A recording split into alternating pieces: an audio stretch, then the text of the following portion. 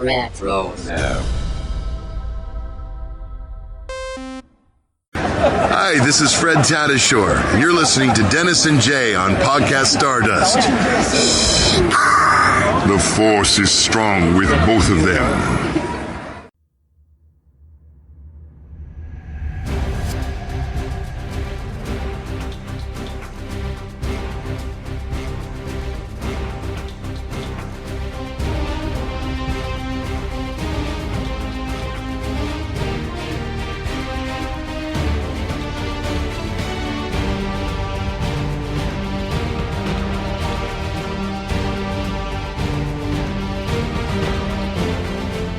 Welcome to Podcast Stardust. This is the fully armed and operational podcast dedicated to Star Wars news, reviews, and discussion. I'm Dennis Keithley. And I'm Jay Krebs. And it is Monday, so that means it's time for the next entry in our The Clone Wars rewatch. But before we get into that, Jay, I want to remind everybody where we can be found around the internet. Sure thing. And our Clone Wars discussions always make Mondays so much better, don't they? Mm-hmm. We are on Facebook, Instagram, and X at Podcast Stardust. All right, the digital line, the signal is boosted to maximum output, the shield is down. We are now broadcasting to the galaxy. So we will be discussing episode 9 of season 1 of the Clone Wars, and this is called the Cloak of Darkness. I was going to say the Cloak of Darkness, but there's no the there. And yeah, Jay, you want to go ahead and give us the summary of the episode to kick this off? Following Nute Gunray's capture on Rhodia, Jedi Master Luminara and Padawan Ahsoka Tano are tasked with bringing him back to the Republic. Fearing that Gunray knew secrets that could be dangerous to the Separatists, Darth Sidious and Count Dooku dispatch Asajj Ventress to either recover or eliminate Gunray. Her assault on the Republic cruiser carrying Gunray is aided by a traitorous Senate guard named Captain Argyus. And she successfully rescues Gunray from Luminara and Ahsoka. Yeah. All right. So this is an interesting episode for a number of reasons. But what did you think about it overall? Overall, I completely forgot about Captain Argyus and his hair. Argyus and his hair. Yeah. His hair always cracks me up. And the fact that there were actually these Senate guard commandos, I think is what Ahsoka called them. But and seeing Asajj in this capacity was a little different than I remembered her, but it was very cool to revisit. Yeah, I like this one too. And you know, the featurette that they have on the episode guide on stars.com focuses on the Senate guards and how they were modeled after the guards that appeared in the Phantom Menace in the blue armor.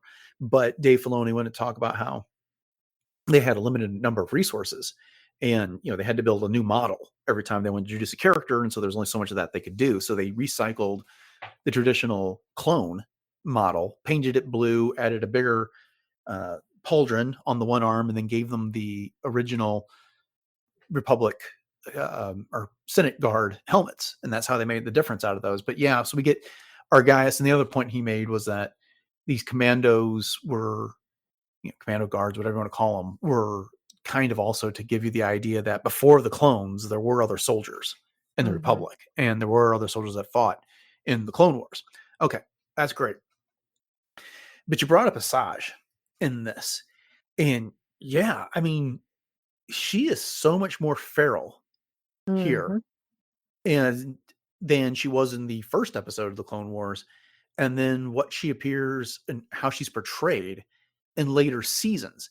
And I know one of the things I've been talking about as we've done this rewatch is how kind of like the characters are not like set in stone yet, that, you know, and that's partly due to the writing, the direction, the performance from the actors here. And they're just kind of like still trying to figure out exactly who all these characters are and finalize their personalities. But, you know, you brought up, you kind of were surprised or you didn't remember the details of the portrayal here. I was very surprised by Asajj here because it wasn't much more was like the cackling feral witch than when I'm kind of accustomed to seeing her, especially how she was left off in the Bad Batch most recently. Oh, yeah, definitely. And I think some of that comes from the fact that she felt like she needed to prove herself because she was even called, you know, a disappointment. And she basically told Dooku, I'm not going to fail you. I can do this, kind of a thing. But this particular Asajj is a lot more akin to like the Tartakovsky Hmm. Asajj, just all over the place. Like you said, just feral and much more of a witch and, just much more brutal.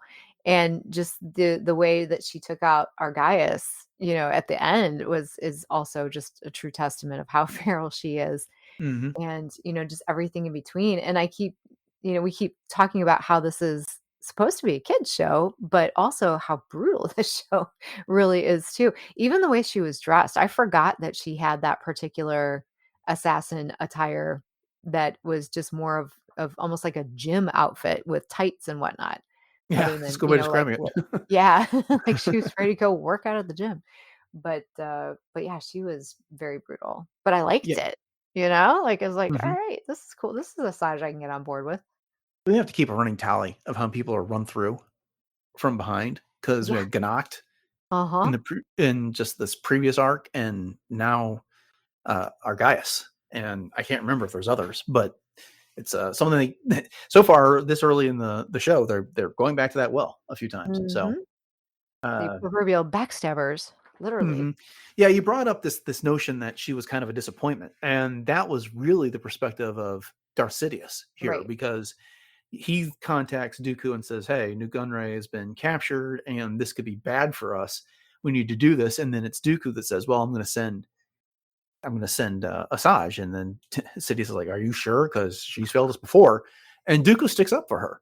She's a skilled assassin. She's got this.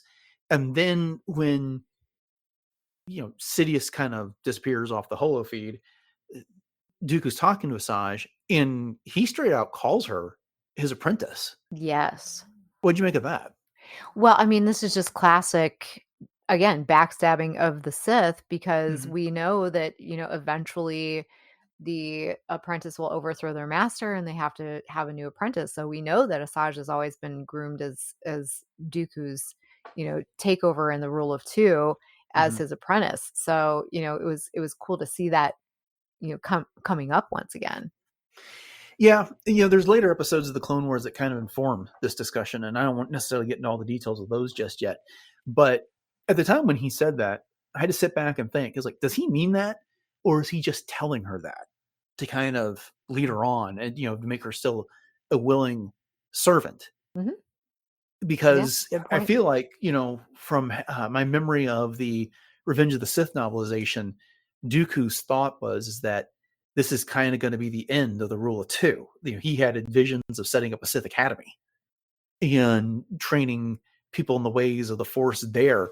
So, is it really so much that she's an apprentice in this rule of two tradition, or he's that's just a useful way of controlling her? Hmm. Hmm. No, that's a good point. I hadn't Hmm. thought of it that way. Yeah. All right. Well, let's turn to the good guys. So we get the pairing of Luminara and Ahsoka here. And it didn't strike me one way or the other the first time I ever saw this episode, but it did on this viewing that, why? Why did they do this? Because Luminara has a Padawan, Barra Sophie, and Ahsoka has a master, and Anakin Skywalker. Neither one of them are there.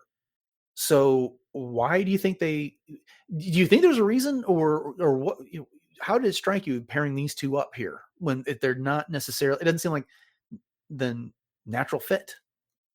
No, quite honestly, I guess I never questioned the reason why they were paired up here. But, now that you're posing that as a question, I mean, the first thing off the top of my head, other than just to, promote Luminara as a character here, Hmm. is the fact that maybe each one of them had something else going on. So, Luminara's Padawan and Ahsoka's master had two things going on that they Hmm. couldn't be around. I don't know. That's a good question. Yeah.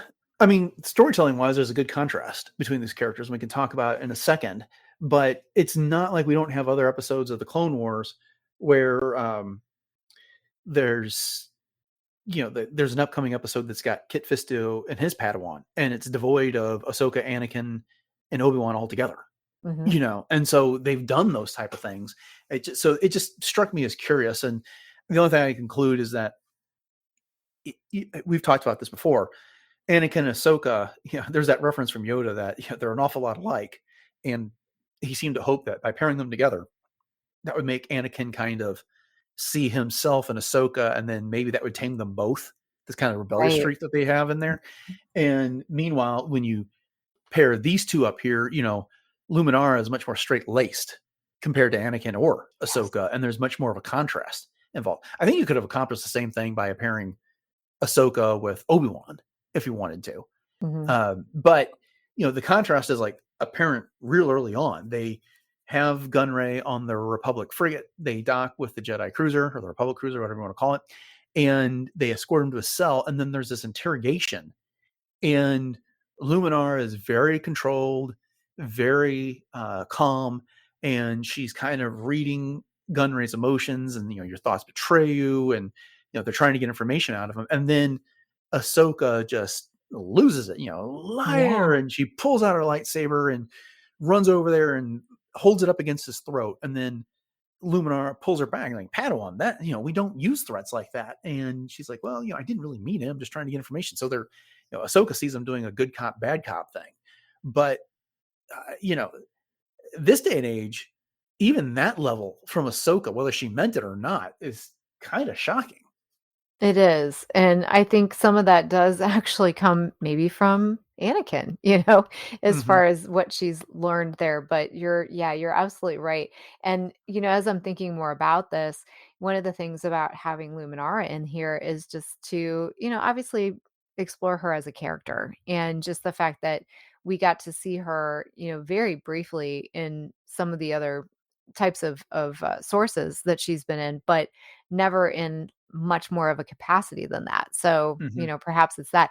But one thing that reminded me of when Ahsoka did that was the same thing that Anakin did with Zam Wesell in Attack of the Clones, where, Obi-Wan and Anakin have Zam outside of the cantina, and Obi-Wan is trying to, ask Zam, like, who is this person? And Anakin's like, tell us now, kind of a thing. And so it reminded me of that very much.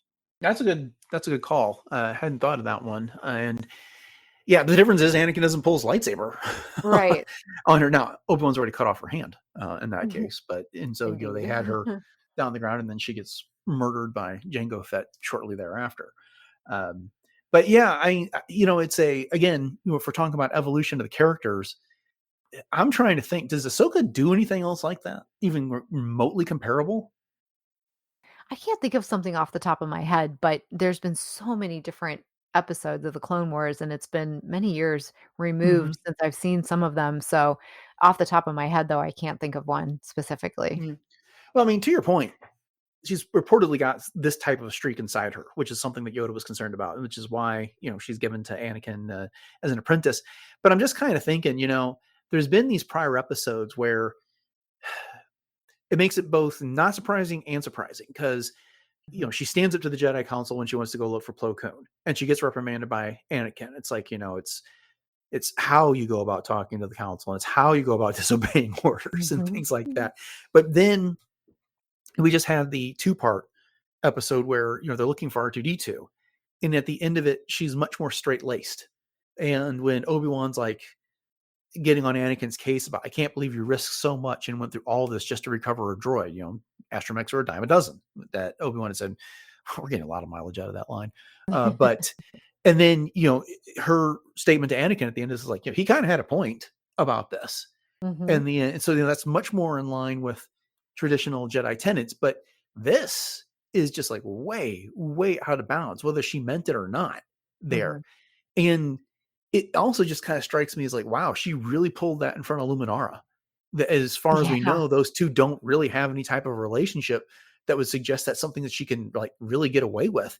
And it's, it's not like she was calling names. She threatened somebody's life with a lightsaber there.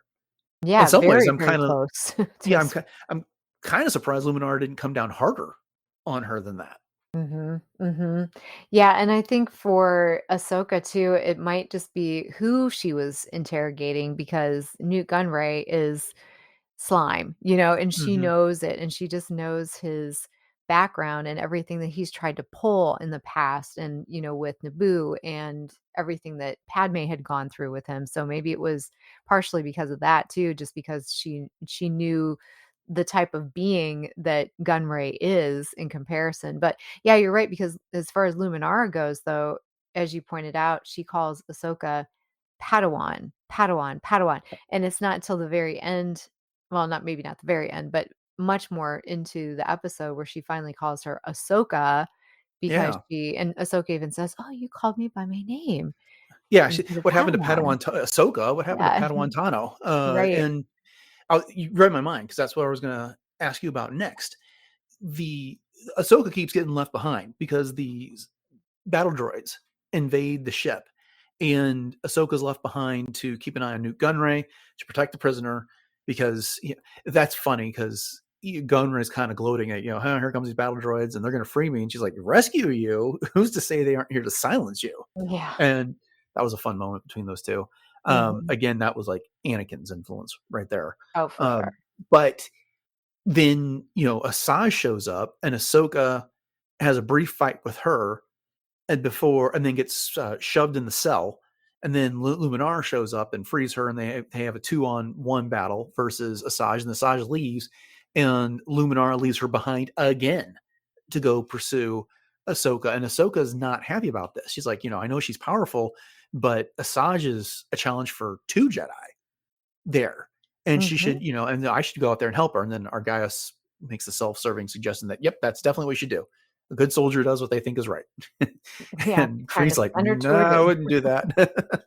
And she shows up just in time to save Luminara's life there. Yeah. And Luminara kind of reflects on this, like, I guess here's the question I'm going to ask. Do you feel like enough happened in this episode to get this moment? Is it earned when Luminara is like, I kind of forgot, I may be a master and you're a Padawan, but that doesn't mean that I don't have like things to learn. Or, it's almost like Luminara saying like she almost got caught up in her own pride in her abilities to take on Asajj by herself. Mhm. What do you think about all that? Mhm. Well, I think one thing, I don't know if Luminar really knows Ahsoka's backstory in terms of who she has had to battle and, duel before, because I mean, Mhm. Ahsoka's gone up against Grievous too. Yeah, So, does recently. Luminar realize that she's gone up against Grievous, and just Mhm. the fact that Ahsoka does have this history with Asajj, which I love when they first meet up with each other. "Isn't it the hairless heartbeat, isn't Okay, it?" stop there That for a was so second. great. Ha- did they encounter each other in the movie? Because they haven't encountered each other on the show yet. Mhm.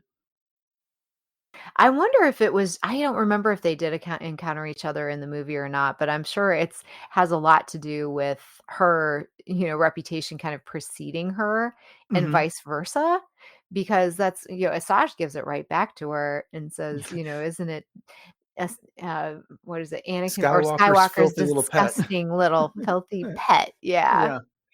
Like, wow, this is just a mutual admiration society here.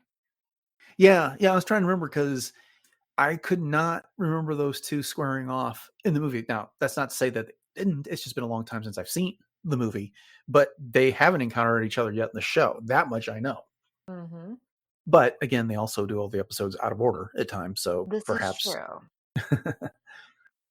Yeah, So that's yeah, so I'm still kind of stuck on this whole notion of, I don't think Luminar was necessarily wrong. I mean, the Gunray was important to, they hope to learn stuff about the Separatists and their plans by bringing him back, and they both knew that Gunray was either going to get rescued or he was going to get eliminated.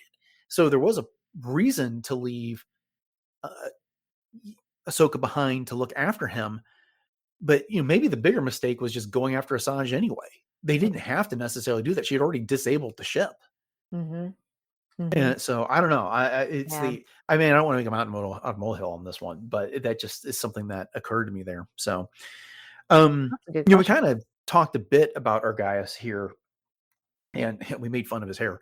But what do you think about him as a character overall? Well, he's slime, of course, he's right there with Nute Gunray. I'm just wondering what kind of big reward Dooku actually promised him that it Mhm. would make him want to do this, or was that just sort of a convenient excuse because he already wanted to be out, of his post or of his duties. So, but yeah, he's just one of those kind of characters that you just love to hate because he's icky. Yeah. Well, he's kind of lording it over Ahsoka. No, lording it over Asajj. I should say there at the end about how I'll make sure to note your contributions in my report to Count Dooku, and then she runs them through with the lightsaber. And I was trying to decide if, and I can't tell, and I don't know if there's a good answer to this or not, that whether that was part of the plan all along that our guys would get eliminated, or if Asajj just got angry with him and decided to kill him herself. I What are your kind of what's your wonder thought? if I think it's probably was an all along sort of a thing because Mhm. if Dooku really did have any kind of plans for him and Asajj took it upon herself to eliminate him, then I think that Dooku would have been a little annoyed by that. Yeah, I mean, on the one hand, it's not like the King of Toydaria when Savage Opress kills him, and Mhm. a key post there. But I mean, if our guy's really plan was just like to retire, then what's the point in keeping him around? I Mhm. suppose. But if he was going to be part of the cause, I mean, he just did outsmart a bunch of clones and 2 Jedi, Mhm. so he could have been a valuable asset. But maybe it was just that he was not considered loyal enough to the cause. Yeah. Better to be done. Fool them once, fine, but we're not going to give you the chance to betray us. Right, right. Plus he's kind of a one and done because now that his true MO is outed and people know that he's a traitor, then you can't really play that card a second time. True. Yeah, but you could still have him like on the front lines or Mhm. leading battle droids or something somewhere. I don't know, Mhm. but Yeah, that's a good point. With his mhm. hair. His ridiculous hair. Yeah, that's kind of funny. You mentioned that. I mean, we've commented about how much the animation has evolves over the course of that series, and just looking at that hair, it's like how sharp the angles were for so many of Yes. these characters. Dooku's beard in this one, and then Argyus' hair in places, and so Right. even Asajj, was much more angular looking Mhm. than what we see her at the end of the Clone Wars and in the Bad Batch as. Right, right. But that's also kind of the fun part of these early Clone Wars episodes, I think, Mm-hmm. too, is just being able to look back and see how far that animation has developed. Indeed, indeed. All right. Well, I think we've hit most of the high points on this one. Is there anything else you want to discuss before we wrap it up? I don't really think so. I really did like the battle scene though between Asajj and Luminara and the way that Asajj used the steam on Luminara's eye. And, they played that up a little bit with the redness. So Mm-hmm. that was a nice little touch. And when Ahsoka just pushed Asajj into that tube, the big Yeah. tube, was like, oh, that was kind of funny, actually. Mm-hmm. And there was some good, well-placed humor in here too. There was one point where Ahsoka said to Nute Gunray, "Now don't go anywhere," and he's like, "Ha ha ha." Yeah. Okay. I'm glad you brought that up. Yeah. The banter with Gunray there. Mhm. I don't think we see anything like that ever again out of that Mm-mm. character. I mean, there really is some back and forth. I mean, he's kind of blustering at points, and he's about how much money he has and what he can offer people, and you help me get away, and I'll buy you a planet and this type of thing. And then there is once Ahsoka's in the cell, he's there in front of her, like, oh, the delicious irony about her Yes. being in the cell now. And then that sarcastic haha laugh and stuff like that. That's just there was nothing like that in the Phantom Menace. Mm-mm. It was always about him expressing this confidence when they invaded Naboo, then fear in front of the Sith when things weren't Mhm. going right, and then we see him again in Attack of the Clones, and it's again some confidence, and then frustration, and then Revenge of the Sith. It's pleading with Anakin, Right. not to kill him there at the end. So this is a very different side of Gunray that I don't think we really see anywhere else. Yeah, that's true. Lord Yeah. Sidious promised us peace. Schwam, he's dead. So Thought you said pieces. there we go. That's a good take. Okay, well then, I think that'll do it for our discussion of Cloak of Darkness from episode 9 of season 1 of the Clone Wars here on Podcast Stardust. If you enjoyed the episode, you want to get more in the future, then do all the podcast things. You like, rate, subscribe, review. We appreciate all that. Helps the show grow, gets the word out to others. And then head over to retrozapp.com where you can find our entire library of shows, all previous 793 episodes. We got a big 800 episode coming soon. Look out for that. And while you're at Retrozapp, you can find the other shows on the network, including Agents of S.H.I.E.L.D. Case Files, Animaniacast, Brews and Blasters, Duraclair, Doomcast, Enjoy Stuff, Love, Death, and Robots, plus Superhero Suite, Warp Trails, and some other legacy shows that got some old episodes that are fun to revisit as well. Jay, why don't you go ahead and remind everybody where we are located on social media and elsewhere on the internet? Absolutely. So we are very easily found on Instagram, Facebook, and X at Podcast Stardust. And we also have some Pinterest boards as well as our 2 YouTube outlets. So you can hit us up on our regular YouTube as well as YouTube Music. And we're also on all of the other places where you can download and listen to shows too, such as Audible, Spotify, and Amazon Prime Music, just about everywhere. We are there. And if we're not, let us know, because Dennis is awesome about getting us in every little earbud possible. And we are also on Discord. So if you want to get in on some real-time chatter, you can go to the Retrozapp Discord room. The link is in our show notes. And also in our show notes is the link to our TeePublic store. And we have 7 different show logo designs available on everything from t-shirts to sweatshirts and pretty much everything in between. So if you're in need of a closet refresh or just something fun, then head over to that link. And every one of those purchases does actually help support the show. So we'd really appreciate it. All right. Do you want to remind everybody what you got going on in cosplay before we go? Sure. So right now you can catch all of my adventures as j.snips cosplay on Instagram. And so right now I just wrapped up an appearance in New Philadelphia. So a little quiet for a little bit until December when I will be at GalaxyCon Columbus. Really looking forward to that one. But between now and then you can catch me as Ahsoka, 2 different versions of Hera, as well as the Fourth Sister, my original concept Mandalorian, and Leia, and many other things in between. So once again, that's j.snips cosplay on Instagram. Okay, upcoming on the show on Wednesday, we are doing our fashion and lifestyle Star Wars product roundup on World Between Worlds. On Friday, we end the week with another round of Star Wars news. So with that, just want to thank you all for listening to episode 794 of Podcast Stardust. Have a great week, and until next time, may the Force be with you.